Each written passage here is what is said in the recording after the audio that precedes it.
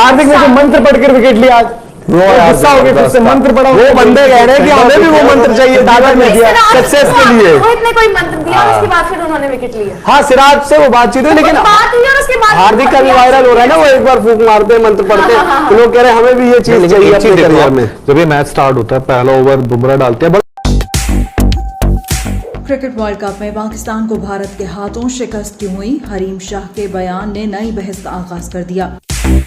Green shirts की रिवायती शिकस्त पे जहां शायकीन क्रिकेट मायूस हैं, वहीं माहिरीन क्रिकेट इस हार की वजह टीम में पाई जाने वाली कई खामियों को ठहरा रहे हैं। ऐसे में अपने नित नए दावों और स्कैंडल से खबरों की जीनत बनने वाली मारूफ टिकटॉकर हरीम शाह ने एक हैरानकुन दावा कर दिया।